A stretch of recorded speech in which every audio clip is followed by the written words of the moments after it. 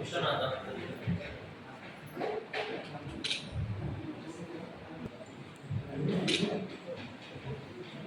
ಬಾಬು ಮೋಹಿನಿ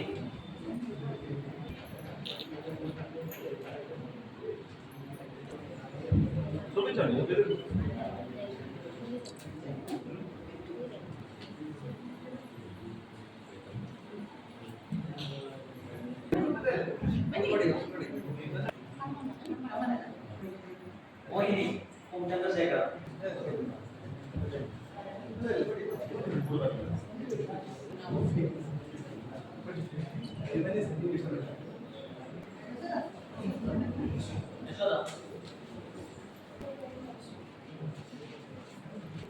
ಭಾರತಿ ಓಂ ನಾರಾಯಣಗೌಡ ಮಾಯು ಪಿಂಚಣಿಯ ಮುಗಿರ ನಮಸ್ತೆ ಶ್ರೀ ಪುಟ್ಟಣ್ಣಾಚಾರ್ಯ ಅರಂಬುರ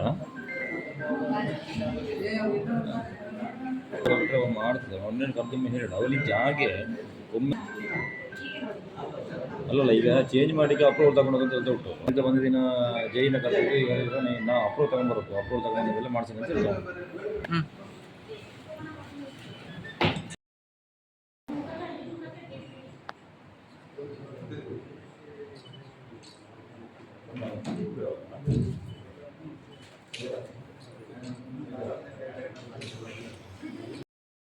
ಯಾರಾದರೂ ಮೋದಿ ಕೂಡ ಕೆಲಸ ಮಾಡುದು ಬಡವರಿಂದ ಅತಿ ಬಡವನು ಮೇಲೆ ಬಂದಾಗ ಈ ದೇಶ ಅಭಿವೃದ್ಧಿ ಆಗ್ತದೆ ಅಂತ ಕಂಡುಕೊಂಡಂತ ಕನಸು.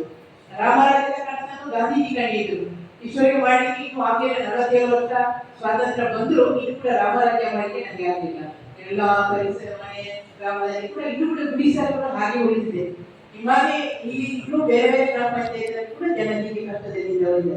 ಅದೇ 21 ಜನರ ಟೀಮು ಮತ್ತೆ ಅದರಲ್ಲಿ ಕೂಡ ಈಗ 3 ಬಾಕಿ ಆಯ್ತು ನನಗೆ 21ರಲ್ಲಿ ಕೂಡ ಆ 3ಅನ್ನು ಮತ್ತೆ ಇನ್ನೊಂದು ಹೇಳುವಂತ ಅಂತ ಹೇಳಿದ್ರು. ಅದಕ್ಕೆ ಖಂಡಿತ ಕಾನೂನಿನ ಪ್ರಕಾರ ಅದಕ್ಕೆ ಯಾವುದೇ ಅಡೆತಡೆ ಉಂಟು ಅದನ್ನು ನಿಭಾಯಿಸಿಕೊಂಡು ಮುಂದಿನ ದಿನದಲ್ಲಿ ಅದನ್ನು ಕೊಡುವ ಪ್ರಯತ್ನಕ್ಕೆ ನಾವು ಖಂಡಿತ ಪ್ರಯತ್ನವನ್ನು ಮಾಡ್ತಿದ್ದೇವೆ. ಮತ್ತೊಂದು ವಿಶೇಷ ಏನಂತ ಹೇಳಿದ್ರೆ ಇವತ್ತು ಪಂಚಮ ಕಾರ್ಯಸಿದ್ಧಿ ಅಂತ ಹೇಳಿದೆ. ನಾನು ಮಹಿಳೆ ತಹಶೀಲ್ದಾರ್ ಮಹಿಳೆ, ಅಧ್ಯಕ್ಷರು ಮಹಿಳೆ, ಉಪಾಧ್ಯಕ್ಷರು ಮಹಿಳೆ, ವಿಎ ಮಹಿಳೆ 5 ಜನರಿಂದ ಇವತ್ತಿಗೆ ಕೆಲಸ ಇದೆ ಪಂಚಮ ಕಾರ್ಯಸಿದ್ಧಿ. ಆದ ಕಾರಣ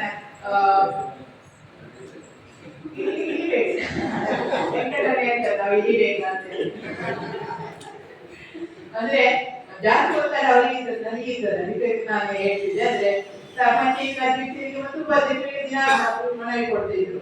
ಪಿ ಎ ಮಾಡಿಗೆ ಅವಾಗ ಹೋಗ್ತಿದ್ರು. ಹಾಗೆ ಮತ್ತೆ ಸಿಗುದು ಅಂದ್ರೆ ಆರ್ಐಪಿಸಿಗೆ ಬರ್ಬೇಕು ಅವರು ಸುಮ್ಮನೆ ಪಂಚಾಯತ್ ಹೋಗ್ತಿದ್ರು.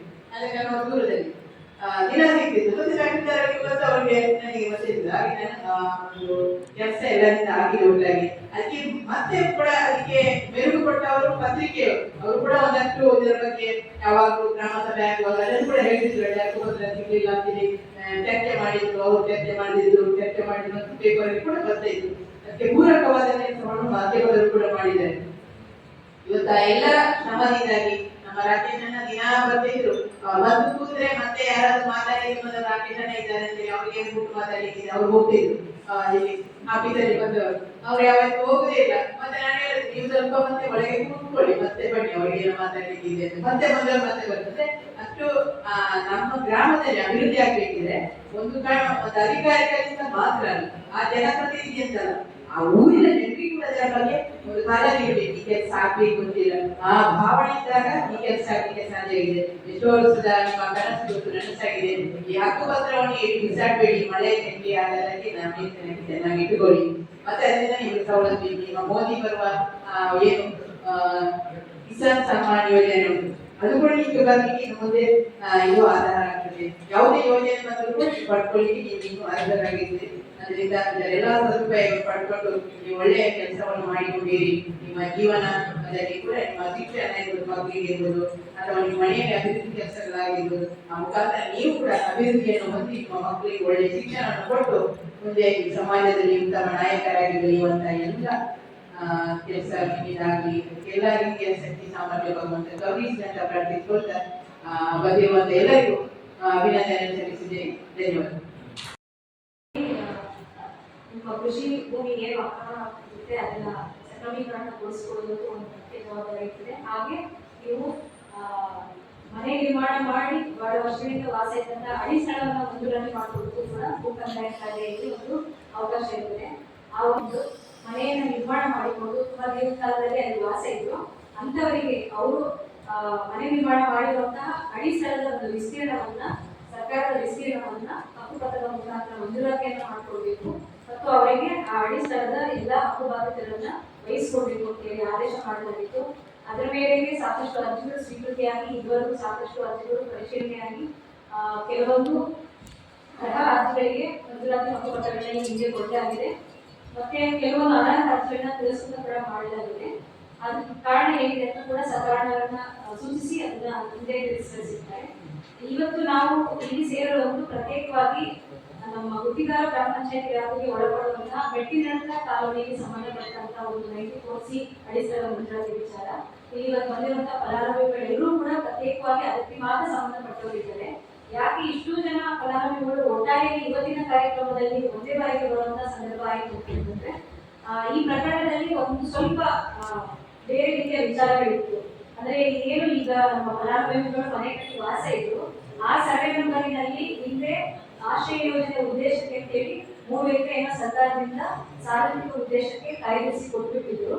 ಅದೇ ಸ್ಥಳದಲ್ಲಿ ನಂತರದ ಅವಧಿಯಲ್ಲಿ ಇವತ್ತಿನ ಈ ಫಲಾನುಭವಿಗಳು ಮನೆಯನ್ನ ನಿರ್ಮಾಣ ಮಾಡಿಕೊಂಡು ಅದೇ ಸ್ಥಳಕ್ಕೆ ಅರ್ಜಿಯನ್ನ 94C ಅಧಿಸೂಚನೆ ಬಂದಾಗ ಕೊಡ್ತಾರೆ.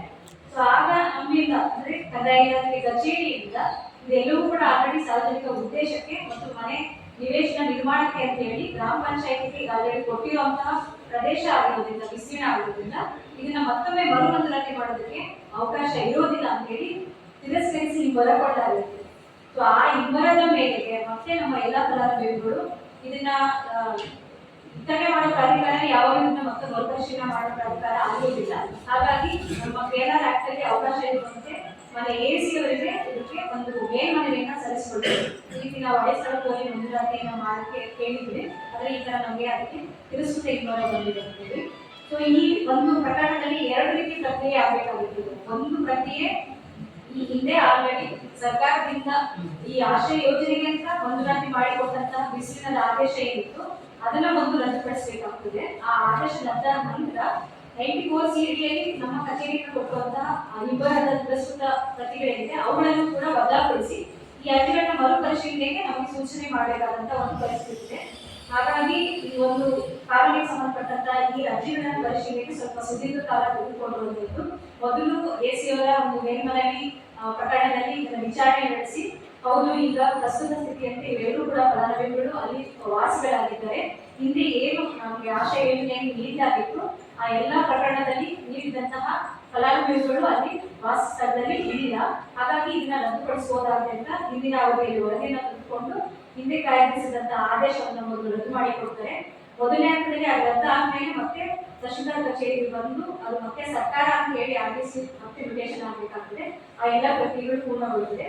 2ನೇ ಹಂತದಲ್ಲಿ ಮತ್ತೆ ಈ ತಿರಸ್ಕೃತ ಹಿಂಬರಗಳ ಮೇಲೆ AC ಅವರಿಗೆ ಮೇಲ್ಮನವಿ ಮಾಡಿಕೊಂಡು ಆ ಎಲ್ಲ ಹಿಂಬರದಾರರಿಗೆ ಅರ್ಜಿಗಳನ್ನ ಮತ್ತೆ ಮರುಪರಿಶೀಲನೆ ಮಾಡೋದಕ್ಕೆ ಸೂಚನೆ ಬರುತ್ತೆ. ಆ ಮರುಪರಿಶೀಲನೆ ನಂತರ ಈ ಇಷ್ಟು ಅರ್ಜಿಗಳನ್ನ ನಾವು ಹೊಸದಾಗಿ ಪರಿಶೀಲನೆ ಮಾಡಿಕೊಂಡು ಅದಕ್ಕೆ ಬೇಕಾಗಿರುವಂತಹ ಸರ್ವೆ ಕಾರ್ಯ ಅಳತೆ ಕಾರ್ಯ ಏನಿದೆ ಅದೆಲ್ಲ ಪೂರ್ಣಗೊಳಿಸಿಕೊಂಡು ಮತ್ತೆ ಅರ್ಜಿಗಳ ಅರ್ಹತೆಗೆ ಬೇಕಾಗಿರುವಂತಹ ಎಲ್ಲ ಮಾನದಂಡಗಳನ್ನ ಪರಿಶೀಲನೆ ಮಾಡಿಕೊಂಡು ಬೇಕಾಗಿರುವಂತಹ ದಾಖಲೆಗಳನ್ನ ಸಂಗ್ರಹಿಸಿಕೊಂಡು ಕಡತವನ್ನು ಪೂರ್ಣ ಮಾಡಿ ಆ ನಂತರದಲ್ಲಿ ಅರ್ಹ ಫಲಾನುಭವಿಗಳಿಗೆ ನಾವು ಅವರಿಗೆ ಒಂದು ಸರ್ಕಾರಿ ಶುಲ್ಕ ಕಟ್ಟಲಿಕ್ಕೆ ಏನಿದೆ ಅದನ್ನ ಕೊಡಬೇಕು ಅಂತ ಹೇಳಿ ಸೂಚನೆಯನ್ನ ಕೊಟ್ಟಿದೆ.